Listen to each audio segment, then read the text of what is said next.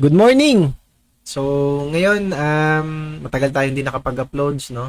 So, ngayon, subukan naman, may papakita ko sa inyong game na matagal na nangyari, pero maganda siya. Very beautiful game. Then, may mga lesson din na, na pwede tayong makuha dito. So, check natin. D4, F5, Knight F3, E6, Knight C3, Knight F6, dinevelop lang. Okay, Bishop G5, pin, Bishop E7, kinain yung kabayo, bawi, E4. Okay, centralize lang. Kain, Knight takes E4, B6, okay, para makontrol tong long diagonal. Bishop D3, develop para makapag-casting na. Bishop B7, sinentralize yung kabayo. Castling king side, Queen H5. Okay. Mukhang may mga paparating na gusto nang matihin. Pero according to the strong computer engine, this move is an inaccuracy. So, dapat daw ang mas best ay castling na agad. So, hindi mo na agad, Queen H5. So, wala naman silang engine noon, no? So, they only rely on their, own thinking. So, kaya tingin ko mas magaganda pa yung mga games dati kaysa ngayon. Kasi ngayon parang pag computer lines na more on memorizations. So pero anyway, tingnan natin na nangyari. So after Queen H5, Queen E7, ayun, nag-blunder, wala na. So no?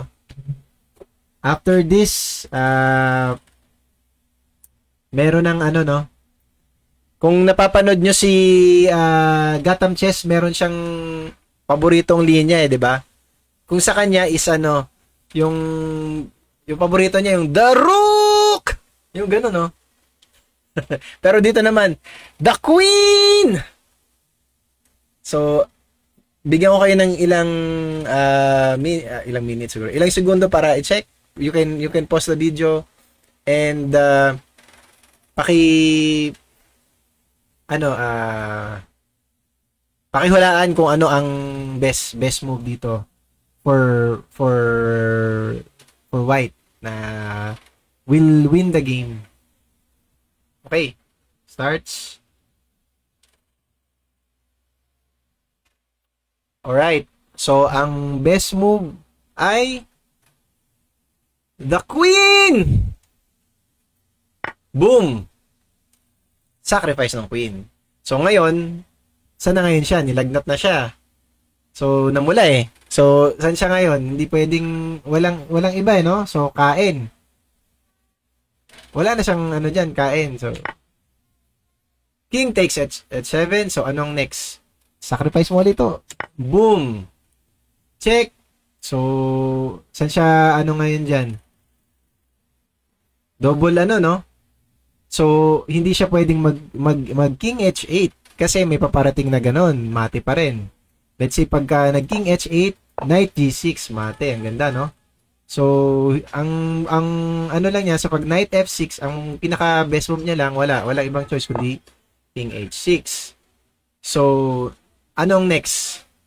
Knight e g4. Ayun, boom, pinalakbay niya na ng no?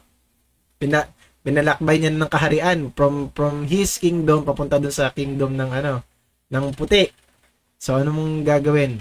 Pag knight e4, anong next? King g5. Tapos h4, check. So saan na siya? Wala siyang ibang diyan, no? King f4, g3, king f3, bishop e2, king g2. Ang layo, no? From here to here, layo ng nilakbay. So, ano ang next? Force to, no? Check! Ayun. So, dalawa na ang dyan. Kung ako yan, siyempre gusto ko yung kakasling lang. Pero, pwede rin naman yung isang tira. So, dalawang move lang naman ang possible para ma-mate, di ba?